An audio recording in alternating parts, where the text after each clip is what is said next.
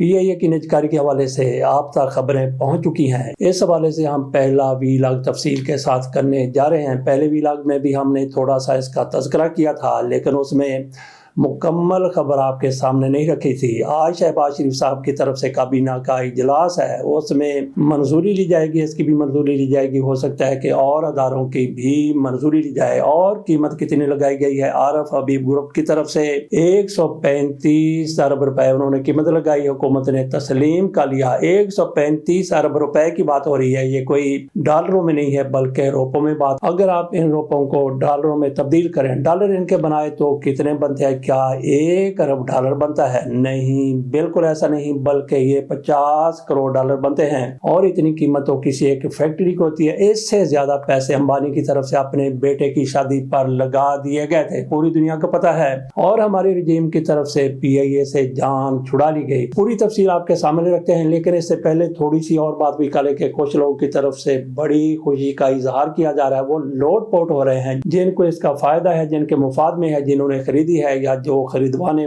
والے ہیں، ان کی طرف سے جشن منایا جا رہا ہے۔ لیکن دوسری طرف ایسے لوگ بھی ہیں جو اس پر بالکل قسم سارے ہیں، غصے کا شکار ہیں، اشتہار میں آئے ہوئے کہ یہ اتنا سستا PIA کو کیوں بیچ دیا گیا، طیاروں کی تعداد کتنی ہے، کتنے سروس میں ہے اور کتنے سروس میں نہیں ہے، پوری تفصیل آپ کے سامنے رکھیں گے۔ لیکن جیسا کہ کہا کہ کچھ لوگ کچیچیاں بٹ رہے ہیں کہ یہ کیوں PIA کو اتنا سستا بیچ دیا گیا۔ ان میں ایک شاہین صاحبائی صاحب بھی ہیں، وہ بھی اپنے اندر کا ابال نکال رہے ہیں۔ شاید ان کو ان پر غصہ ہے، PIA پر غصہ ہے، رجیم پر غصہ ہے، یا پھر رجیم کو چلانے والوں پر غصہ ہے۔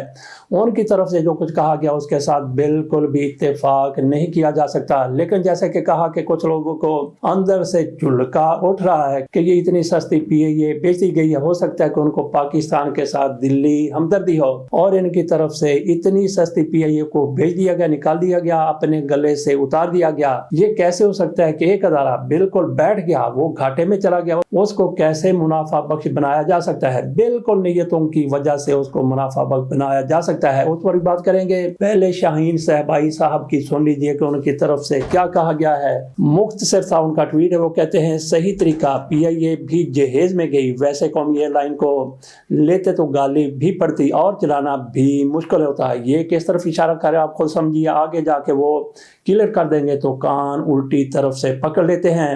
ایئر لائن حبیب صاحب کو دے دی اور حبیب صاحب کی گردن پیچھے سے دبا لی۔ جو 20%، 25% حصہ باقی ہے، اس میں فوجی گھس جائیں گے اور اب فوجی جوان لڑکیاں آپ کی ایئر ہوسٹس کی شکل میں نظر آئیں گی۔ اگر کچھ گڑبڑ ہوئی تو ویگو ڈارا ایئرپورٹ پر استقبال کے لیے موجود ہوگا۔ یہ ڈرامہ بازی ایک بڑی ناکامی کا اعتراف ہے۔ چلنا PIA نے اسی طرح، مگر مزے فوجیوں کے ہو گئے۔ ٹکٹ فری، سامان فری، دنیا بھر گھومو اور تجزیہ کار کہہ رہے ہیں کہ یہ کیسی نجکاری ہے۔ جس نے خریدا ہے، پیسے بھی اسی نے رکھ لیے، جتھے ویکھو فوجاں ہی فوجاں، اگے پیچھے موجاں ہی موجاں۔ یاد رکھو آج ہی ایک فیلڈ مارشل جہاز گرنے سے جہنم میں چلا گیا، ان سے ہمارے فیلڈ مارشل کی ملاقات چند دن پہلے ہوئی تھی۔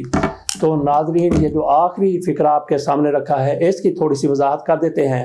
شاہین صاحبائی صاحب کتنا کچھ ان کے بارے میں کھائے بیٹھے، ادھار کھائے بیٹھے ہیں، جو کچھ بھی ہے ان کی انگلیاں ہمیشہ فوج کی طرف اسی طرح سے جاتی ہیں، جنرلوں کی طرف جاتی ہیں، فیلڈ مارشل صاحب کی طرف جاتی ہیں۔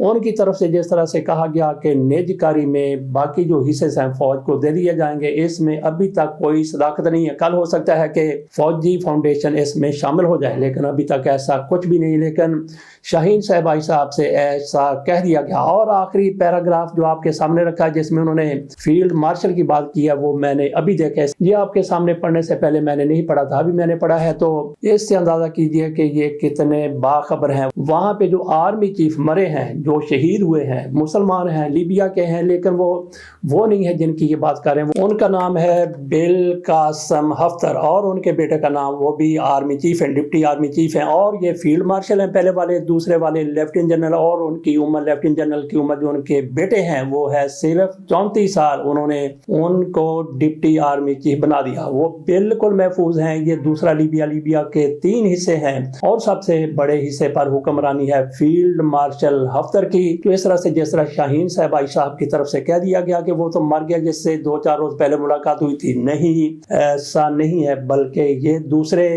ایک آرمی چیف شہید ہوئے ہیں جن کا تعلق شمالی لیبیا سے ہے۔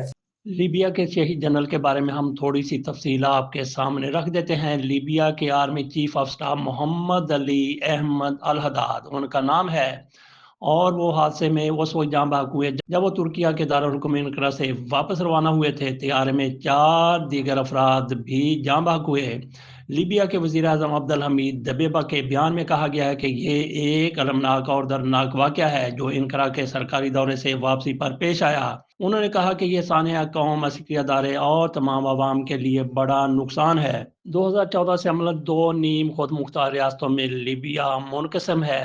مغربی حصہ حکومت قومی اتحاد کے زیر انتظام ہے، جس کے وزیر اعظم عبد الحمید دبیبہ ہیں، جن کے آرمی چیف شہید ہوئے ہیں، جبکہ مشرقی حصہ فیلڈ مارشل خلیفہ بن قاسم حفتر کی لیبین آرمڈ فورسز کے کنٹرول میں ہے۔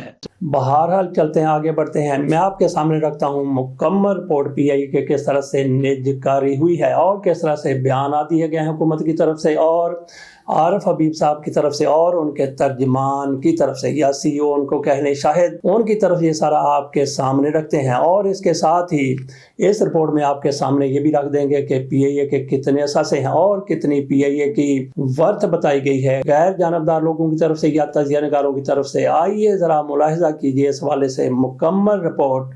نج کاری کمیشن بورڈ کی جانب سے منعقدہ تقریب کا آخری مرحلہ شروع ہوا تو عارف حبیب کنسورشیم نے بولی کی قیمت 121 ارب سے بڑھا کر 135 ارب تک لگائی، جس پر گروپ کو پی آئی اے کی خریداری کا اہل قرار دیا گیا۔ لکی سیمنٹ نے لکی کنسورشیم نے بولی بڑھا کر 34 ارب لگائی، تاہم 1 ارب کی کمی کی وجہ سے پی آئی اے کی خریداری کی اہلیت نہ مل سکی۔ حکام کا کہنا ہے کہ کامیاب بولی دہندہ کو باقی 25% حصہ خریدنے کے لیے 90 دن کی مہلت دی جائے گی۔ حکومت نے گزشتہ سال پی آئی اے کے 654 ارب روپے کے واجبات اپنے ذمے لے لیے تھے۔ پی آئی اے کی نجکاری کی دوڑ میں 3 پری کوالیفائڈ گروپ باقی رہ گئے تھے۔ ایئر بلیو کے علاوہ لکی سیمنٹ اور عارف حبیب کارپوریشن کی قیادت میں 2 کنسورشیم بھی میدان میں تھے۔ نجکاری کمیشن کے مطابق 75% حصص کی رقم کا 92.5% پی آئی اے میں سرمایہ کاری کے لیے استعمال ہوگا، باقی 7.5% رقم حکومت کو منتقل کی جائے گی۔ نجکاری کمیشن حکام کا کہنا ہے کہ ممکنہ سرمایہ کار کو پی آئی اے کو اپنے پاؤں پر کھڑا کرنے کے لیے اگلے 5 سال کے دوران 80 ارب روپے کی سرمایہ کاری کرنا ہوگی۔ Aviation cargo business, training wing, kitchen business دیا جائے گا۔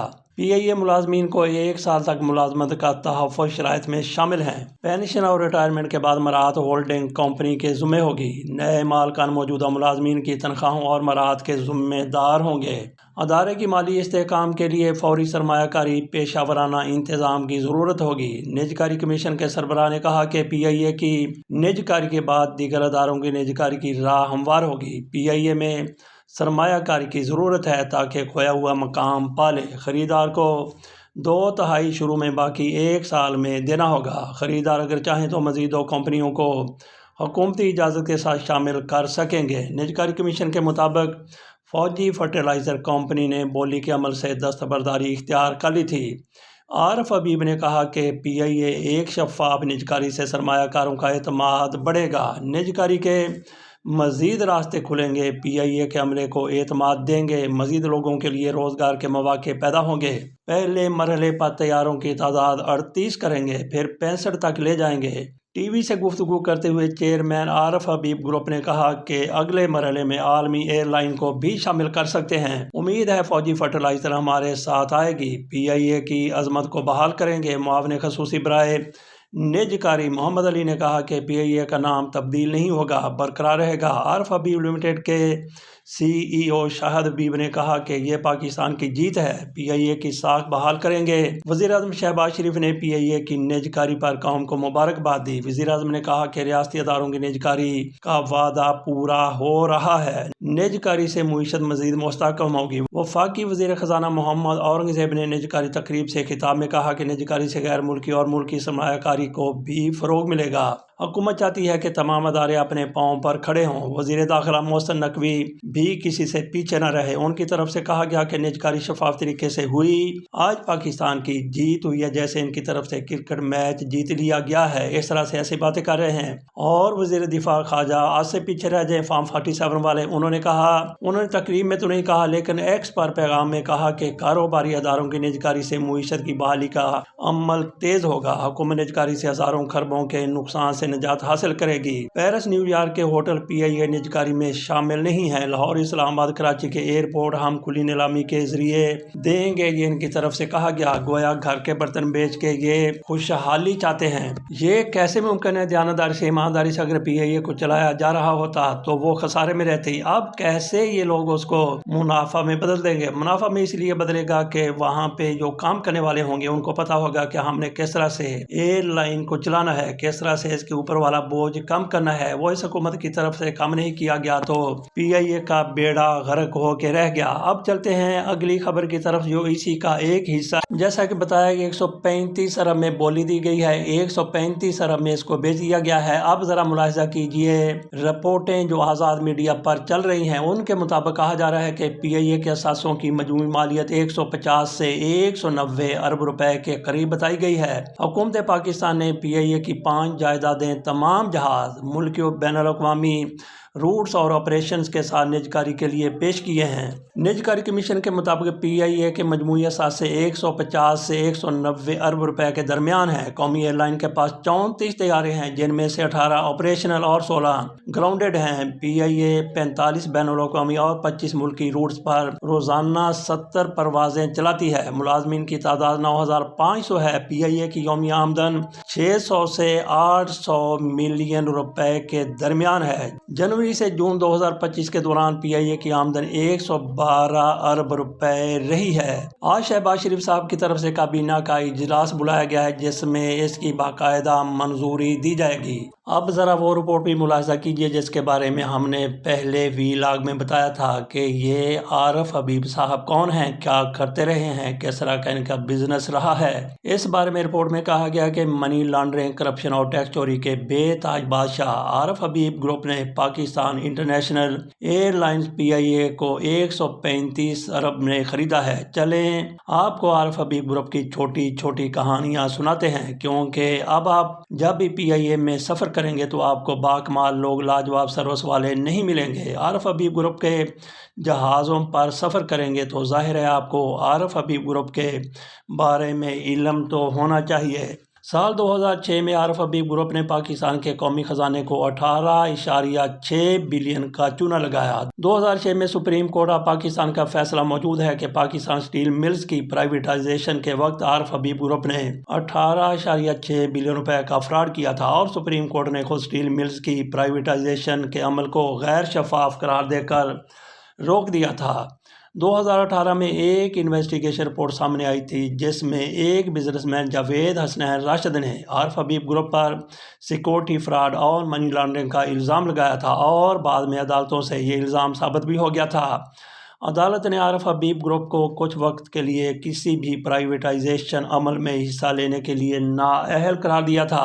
سال 2024 میں ایف بی آر نے عارف حبیب گروپ کو ٹیکس ڈیفالٹر قرار دیا تھا اور ایف بی آر کے مطابق عارف حبیب گروپ فینٹم کمپنی چلانے میں ملوث ہے، یعنی یہ لوگ ٹیکس سے بچنے کے لیے غیر رجسٹرڈ کمپنیاں چلاتے ہیں اور جعلی نام استعمال کرتے ہیں۔ یہ رپورٹ منسوب کی گئی ہے ڈاکٹر ہمنا سے۔ ہمنا کوئی اصل کردار ہیں یا پھر یہ بھی کوئی بوگس چیز ہے؟ بہرحال دروغ برگردنے راوی، اور جیسے کہ کہا گیا کہ پہلے بھی ایسے یہ کام کر چکے ہیں، کس طرح سے یہ سٹیل ملز کی بھی بولی دے چکے ہیں، خرید چکے تھے اور اس کو سپریم کورٹ نے پھر کینسل کر دیا تھا۔ تو یہ پرانے اس معاملے کو سمجھنے والے شخص ہیں یا گروپ ہے جن کو پتہ ہے کہ کس طریقے سے معاملات کو دیکھنا ہے، ہینڈل کرنا ہے اور آگے لے کر چلنا ہے۔ یہ آپ کے سامنے مکمل رپورٹ رکھ دی کہ کس طرح سے پی آئی اے کی نجکاری ہوئی ہے۔ ہو سکتا ہے کہ یہ اپنے گھر کے باقی برتن بھی بیچ دیں، لیکن ایک اچھا ہوا کہ انہوں نے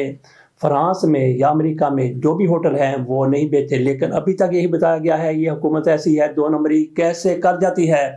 کل ہو سکتا ہے کہ پتہ چلے کہ سارے کے سارے ایئرپورٹس کی زمین بھی بیچ دی گئی ہے اور 2 ہوٹل بھی بیچ دیے گئے ہیں، اور ہو سکتا ہے کہ اس کے ساتھ ساتھ کوئی ایک ادارہ جھونگے میں بھی ان کو دے دیا جائے۔ اجازت دیجیے، اللہ حافظ۔